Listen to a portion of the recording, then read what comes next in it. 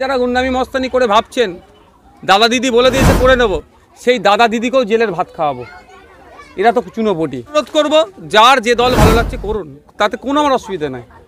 কারণ বাঘ ছিল অনেকে বিড়াল হয়ে গেছে, আর আপনি তো বাঘের ধারে পাশে এখনো যেতে পারছেন না। যারা এরকম অন্যায় করছেন তারা প্রস্তুত থাকুন।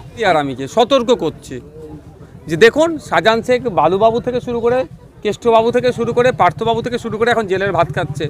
আপনারা তো চুনোপটি, সতর্ক করে দিচ্ছে আপনাদের। সর্বপ্রথম বলি, আজকে আমাদের রাজনীতিরা কোন জায়গায় পৌঁছাচ্ছে। দেয়াল লেখাকে কেন্দ্র করে এনওসি নেওয়ার পরেও আমাদের কর্মীদের ওপরে তৃণমূল কংগ্রেস যেভাবে হামলা চালিয়েছে, একজনের মেরে মাথা ফাটিয়ে দুটো সেলাই হয়েছে। পবিত্র রমজান মাস চলছে জানেন, সংখ্যালঘু সমাজের মানুষ এখানে বেশি বসবাস করে।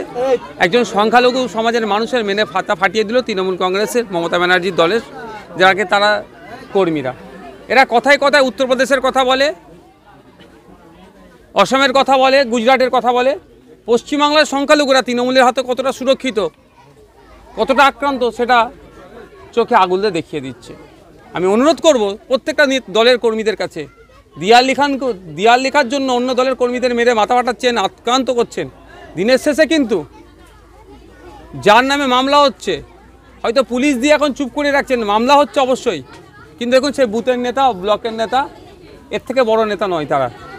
আর একটা কথা ভাববেন, তাদের উদ্দেশ্য বলছি, শাহজাহান শেখও কিন্তু বড় মস্তান গুন্ডা ছিল, এখন জেলের ভাত খাচ্ছে, ইডির হাতে চলে গিয়েছে।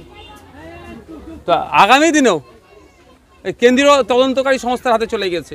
আগামী দিনে এই ধরনের যারা গুন্ডামি মস্তানি করে ভাবছেন দাদা দিদি বলে দিয়েছে করে নেব, সেই দাদা দিদিকেও জেলের ভাত খাওয়াবো। এরা তো চুনোপটি। তো পাড়ায় আমি অনুরোধ করব যার যে দল ভালো লাগছে করুন, তাতে কোনো আমার অসুবিধা নাই।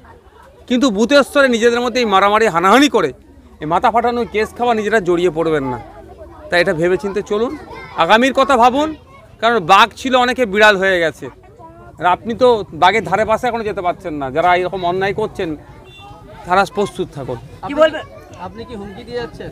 হুমকি না, তাদেরকে সতর্ক করে যাচ্ছি।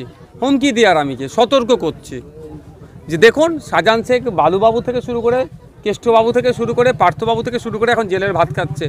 আপনারা তো চুনোপটি, সতর্ক করে দিচ্ছে।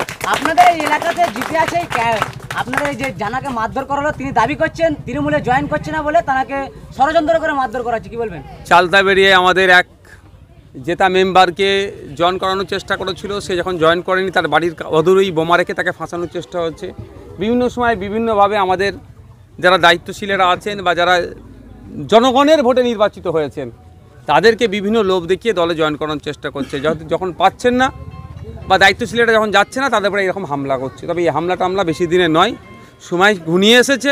এর জবাব আমরা আইনি প্রক্রিয়ায়, গণতান্ত্রিক প্রক্রিয়ায় দেবো। যাকে মারধর করেছে তিনি দাবি করছেন যদি না তৃণমূলে জয়েন করে, বলছে ক্যানিংয়ের মতন ভাঙড়ে হাল হবে, তাও ঠেকানোর মতো লোক খুঁজে পাওয়া যাবে না, কি বলবেন? যে বলছে তাদের বলবেন, ক্যানিংয়ে যিনি বাঘ বলে দাবি করেন তাকে নটোরিয়াস ক্রিমিনাল লিস্টে